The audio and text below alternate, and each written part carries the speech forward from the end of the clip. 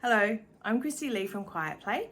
I'm here to talk to you about foundation paper piecing, which means you're here to learn about fussy cutting and foundation paper piecing.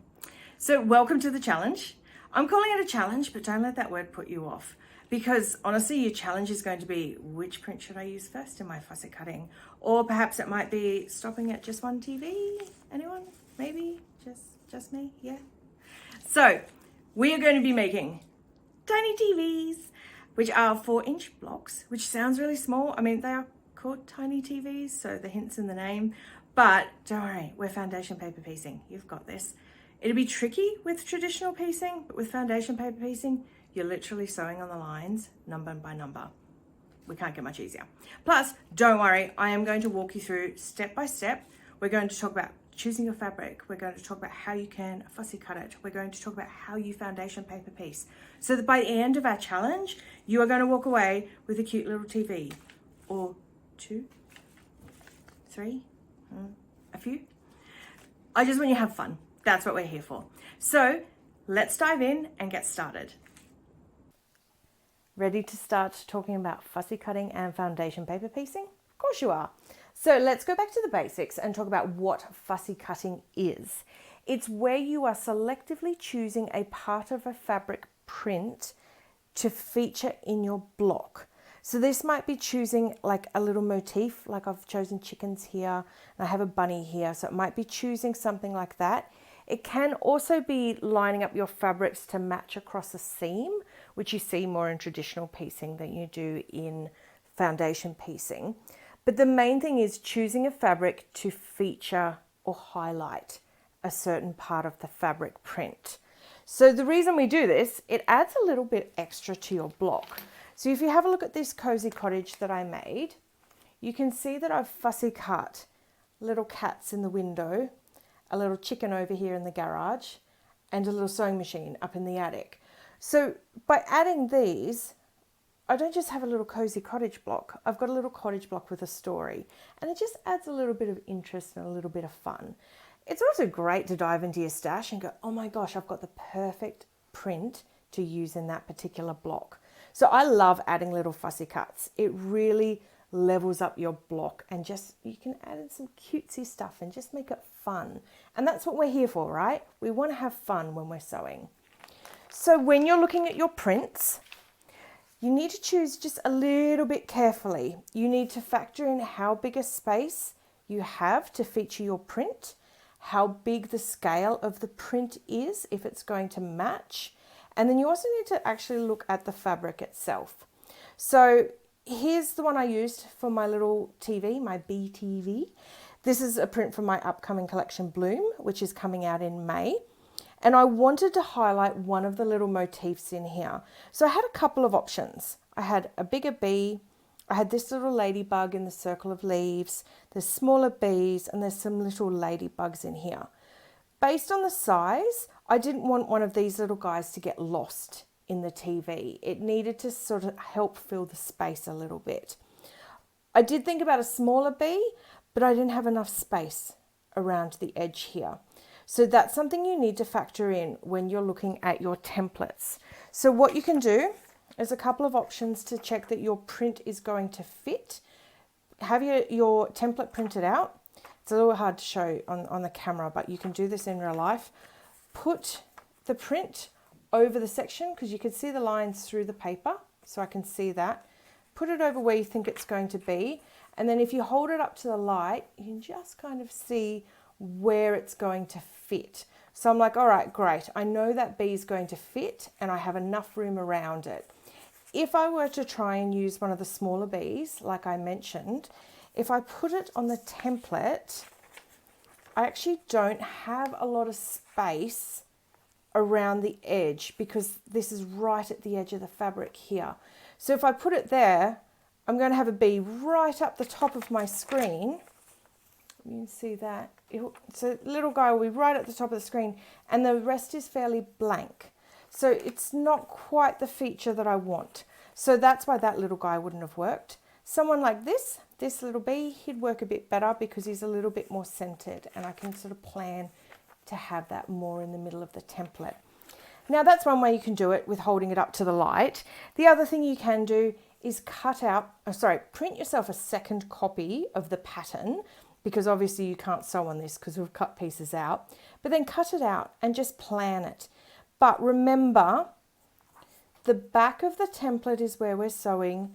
The fabric's going to appear on this side. Now, this doesn't matter for this particular pattern because it's symmetrical, but if you have a funny shape that you need to do, make sure you put your template what feels like upside down, but this is the way the fabric is actually going to present. The fabric will be on the opposite side to the side that you sew. So that's why we just put it over. It feels a bit upside down, I know. But that way you can see if the bee will fit. And that's an easy way. It's just printing an extra copy of your template. The biggest thing when choosing your print is making sure it's not just this exact size on the template. You must have a 1/4 inch seam around the other sides because you need to have space for it to join to the other fabrics.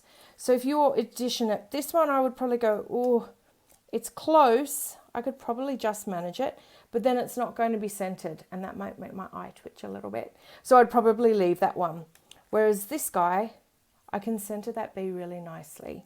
So that's another thing you can do when you're auditioning your prints. Just a little bit of planning ahead will save you some time. So if I'll show you, bear with me. Sorry, I did have this all set up. So the cat print, okay, which I used on the one here. Okay, so you can see there's lots of cats on here that I could have chosen from. And it was a bit tricky because I was like, oh, they're so cute.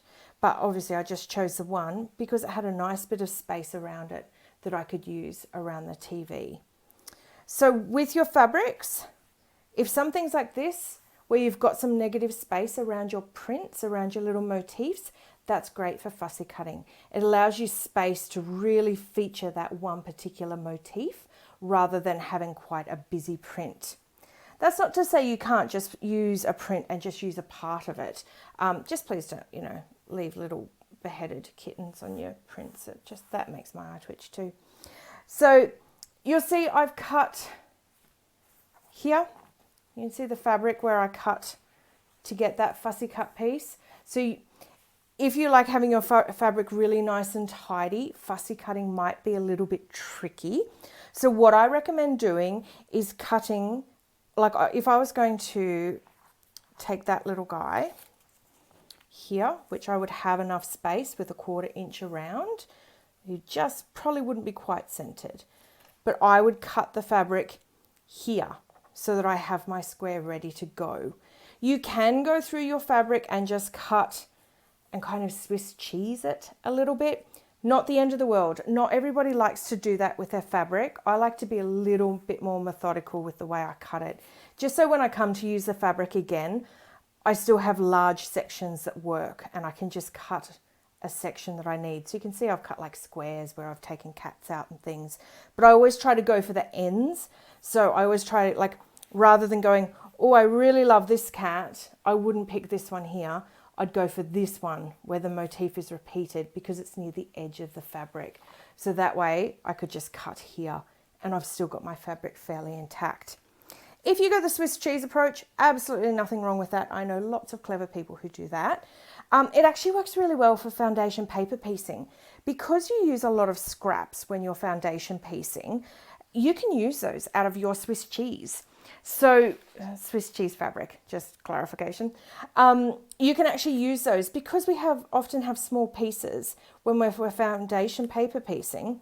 If I was to cut, say, off here and I had like, a gap here and this bit here, which wouldn't really be big enough to use in a regular block, but I can use those scraps for something like this. I can use those colors. It doesn't have to be fussy cut anymore. I'm just using the leftovers, the scraps, to fill in the rest of it. Makes for really great fillers when you're fussy cutting. So when you're looking at prints, the main thing you're looking at is your scale. So again, the biggest thing is have a template handy. Take it to your stash and then you can go, oh yeah, that one will work. No, that doesn't quite work as I planned. Do a little preparation first before you start cutting. That's probably the best thing, like anything, right? Like it just saves you some time and some hassle, making sure it's going to fit. Now, the last little bit of advice I'll leave you with on choosing your fabrics is, and I mentioned it before, but I'm just going to reiterate because it's important. Use a bigger piece of fabric than you think you're going to use. Don't try and scrimp and save to make it fit exactly. Go for a bigger piece, and this is advice to use for all foundation paper piecing. Go for a piece of fabric that will go around the template, plus at least 1/4 inch on all of those sides you're going to be stitching on, so that you know you've got enough room for your seam allowance. It's so much better to cut the fabric a little bit too big than not big enough. All right, so you can see there's all sorts of things that you can use. I've like picked out some of my favorite little cutesy prints for mine, but you know, dig into your stash. You know, you could do stuff, even just have stripes on a diagonal, which is always a bit fun. I did that in my cozy cottage. So that's considered fussy cutting because I chose how to place that. And I laid it out so I knew I would have the most amount of colors in the rainbow on that, because I do like a lot of color in my rainbow. So just do a little bit of planning, think ahead, but most of all, have fun. Jump into that stash, dig through, find some of those long lost fabrics you haven't touched in a while. Think about how they're going to work for your cute little fussy cut tiny TVs, and then start planning. All right, so I will be back tomorrow, and we will be talking then about getting our fabric ready, how we're going to fussy cut, how we're going to hold the fussy cuts in place when we sew, all of that sort of fun stuff. So print off your template, get some fussy cut fabrics ready to go, and tune back in tomorrow and we'll talk a bit more. Have fun.